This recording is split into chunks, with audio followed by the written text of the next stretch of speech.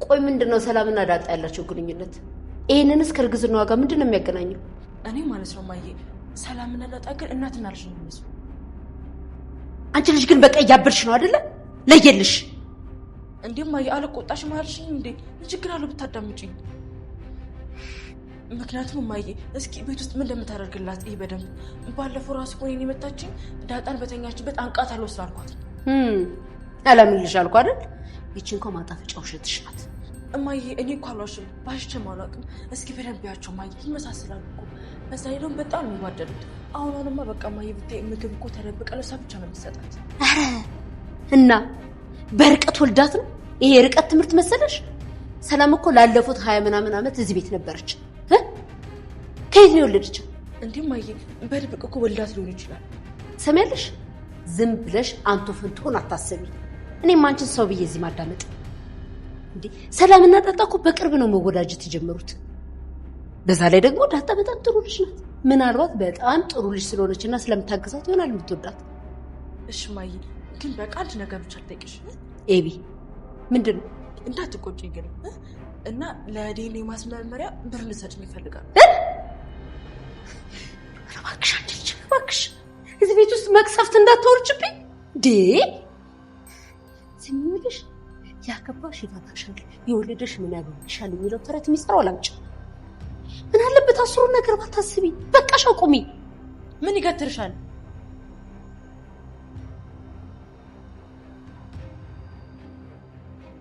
ምን ሆነሽ ነው? ምን ፈልገሽ ነው የኔ ቆንጆ?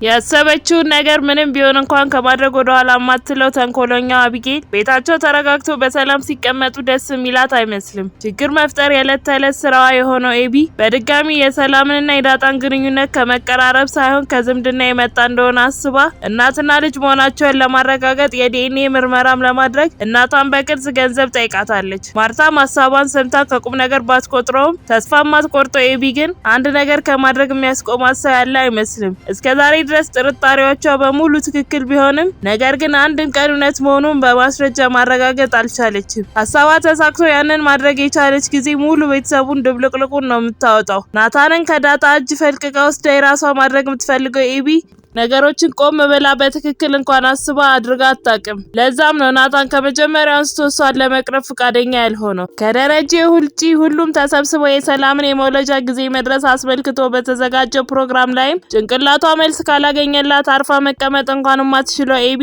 ደስታቸውን እንኳን በአግባቡ አጣጥመው ሳይጨርሱ ሰላምን የልጇ አባት ማን እንደሆነ እንድትነግራቸው እንደሚገባም ያንን ካላደረገች እሷ የምታውቀው ሚስጥር እንዳለና ተናግራ እንደምታዋርዳትም ትዝትባታለች። በሰዓቱ አጠገቧ የነበረችው ማርታም ከደረጀ ጋር ሆነው በጋራ እንዳወረቡትና እሷ በዛ ጉዳይ ላይ ልትጨነቅ እንደማይገባት ነግራታለች። ደሬና ማርታ ወደ ስራ ከመሄዳቸው በፊት ሰላምን ጠርተው ማውራት ይጀምራሉ። ደረጀም ቀጥሎ ይኸውልሽ ምን መሰለሽ በዙሪያችን ያሉ ሰዎች ማለትም ወዳጆቻችን እኛ በጭራሽ ያልጠበቅነውን ነገር እያወረቡን ስለሆነ ማርታ ደግሞ በጣም ተጨንቃለች። በመውለጃሽ ዋዜማ እንደዚህ ማለት ባይገባንም ግን ያው ግዴታ ሆኖብን ነው። ያው እኛም በሰዎቹ ቦታ ዘወር ብለን ስናየውም እንደዛ ማለታቸው ልክ ነው። አንድ ውሸት በብዙ ሰዎች አንደበት ውስጥ ተደጋግሞ ሲነገር ውሸት ቢሆንም እንኳን እውነት ተደርጎ ሊታሰብ ይችላል ብሎ ሲላት ስለምን እያወሩ እንዳለ ግራ የገባት ሰላምም እንዴ ጋሼ ቆይ ስለምን እንደሚወራ እኮ አልገባኝም ብላ ትላቸዋለች። ማርታም ቀጥላ ስላንቺ ልጅ ነው ብላ ትላታለች። ሰላምን በጥያቄዋ ደንግጣ እንዴ ቆይ ስለየትኛዋ ልጅ ብላ ስትጠይቅ በጥያቄዋ የደነገጠ ደረጀኝ ፈጠን ብሎ እንዴ ሰላም ስለየትኛዋ ልጅ ትያለሽ እንዴ ስላረገሽ ነው ብሎ ያስቀይሳል። ማርታም ቀጥላ ይኸውልሽ ሰላም የኛ ትዳር ማለት አንድ ቀን እንኳን ሞቅ ያለ ጭቅጭቅ ተጨቃጭቀን አናውቅም። ይሄንን አንቺም ታውቂያለሽ።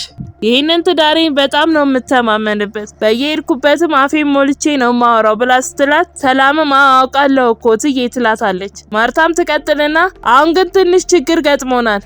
ወዳጆቻችን ጎረቤቶቻችን ያው ከኋላችን ሆነው በጣም እያወረቡን ነው። በእርግጥ በእነሱ ቦታ ላይ ሆነን ስናየው ደረጀ እንዳለው ልክ ነው ብላ ስትላት ደረጀን በመሃል ይገባና ሰላም ምን መሰለሽ ይህንን ጉዳይ ከዚህ በፊትም አንስተነዋል። ችግር የሆነው አንቺ ድንገት ማርገዝሽና የልጅሽን አባት አለመናገርሽ ነው። አሁን ልጅሽን ልትወልጂው ነው። እውነትና አባት ደግሞ ተደብቀው አይቀሩም ይባላል። ስለዚህ በቃ አምጥተሽ አስተዋቂንና እኛንም ከወዳጆቻችን ሀሜት አደኝም ብሎ ስጠይቃት ሰላም ግን ምንም ነገር ለመናገር ፈቃደኛ አልነበረችም። በቃ አሁን ማን እንደሆነ መናገር አልፈልግም። ምጥ ሲጀምረኝ የዛኔ ማን እንደሆነ ነግራችኋለሁ። በጣም ይቅርታ ብላ ስትል ደረጀ በንዴት አንቺ አልናገርም አልሽና የኔ የተከበረ ትዳር እየተጠረጠረ መኖር አለበት ማለት ነው? ያልሽ የግዴታ መናገር አለብሽ ብሎ ተነስቶ ጥሏቸው ይሄዳል። ማርታም ቀጥላ አይዞሽ ሰላምዬ፣ አሁን እኮ በሰዎች አሜት ተረብሸን ነው፣ ግን የዛኔም ከነገርሽን በቂ ነው። ግድ የለም ያው ወልደሽ ሰው ሲመጣ የመጀመሪያ አባቱ ማን እንደሆነም ስለሚጠይቀን ነው። እኛም ያው ከመጠርጠር ለመዳን ነው ብላ ትላታለች። ቀጥላም አትጨነቂ በቃ